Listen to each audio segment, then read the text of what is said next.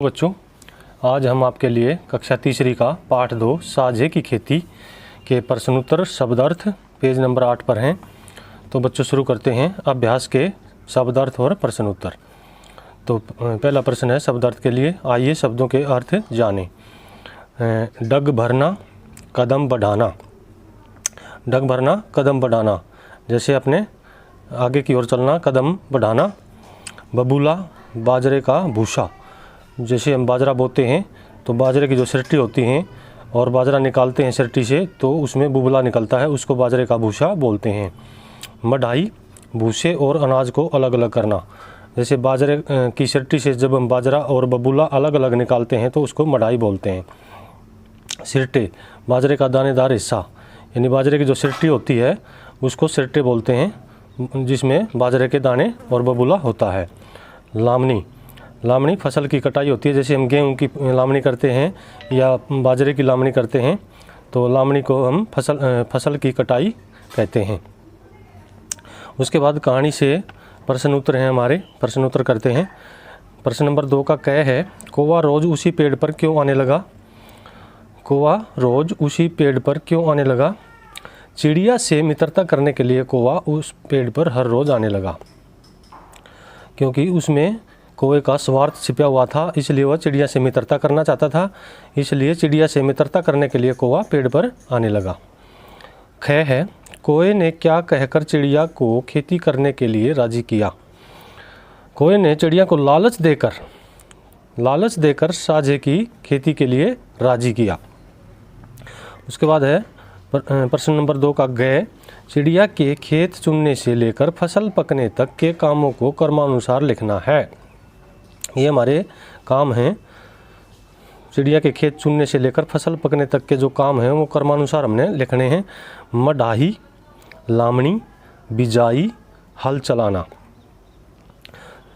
मढ़ाई, लामनी, बिजाई, हल चलाना, सबसे पहले हम खेत में क्या करेंगे, हल चलाएंगे।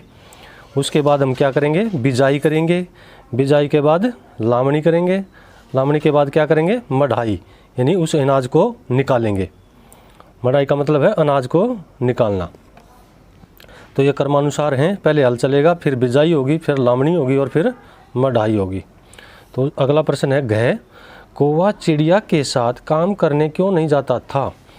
कौवा बड़ा चतुर था और कामचोर था, वह सोचता था कि सारा काम चिड़िया अपने आप कर लेगी और वह आराम से बैठा रहता था और खाता पीता रहता था। वह कौवा कैसा था, कौवा कामचोर था और बड़ा चतुर था। फिर है 3 आपकी बात। तीसरे का क है, यदि कौवे के स्थान पर आप चिड़िया के साथ साझा की खेती करते तो क्या क्या करते।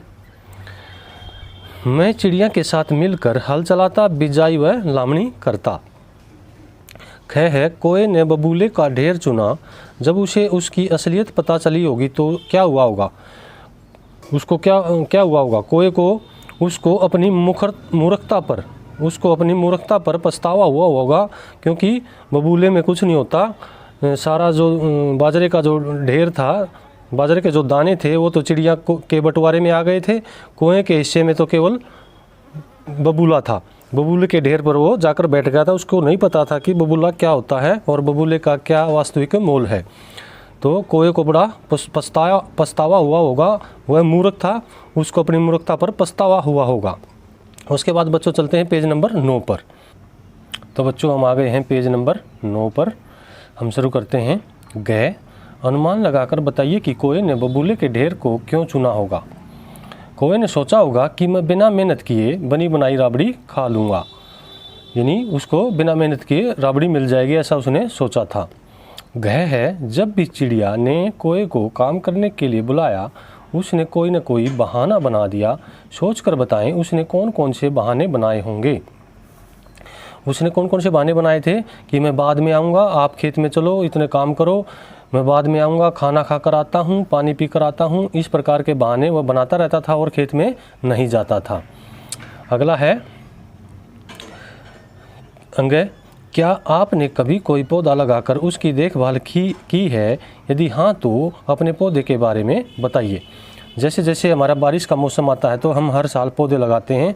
तो हम पौधे के बारे में यहाँ लिखते हैं। पौधे का नाम, जैसे हमने किस चीज़ का पौधा लगाया, नीम का पौधा लगाया। कब लगाया? जुलाई 2019 में पौधा लगाया। कैसे देखभाल की? उसकी पानी डालकर, पशुओं से बचाकर उसकी हमने देखभाल की। अब वह कितना बड़ा हो गया है? लगभग 1 साल में वह पौधा 6 फीट का हो गया है। उसे देखकर आपको कैसा लगता है? बड़ी खुशी होती है जब हम पौधा लगाते हैं और वह बढ़ रहा होता है और हरा भरा दिखाई देता है, तो हमें बड़ी खुशी होती है पौधे को देखकर।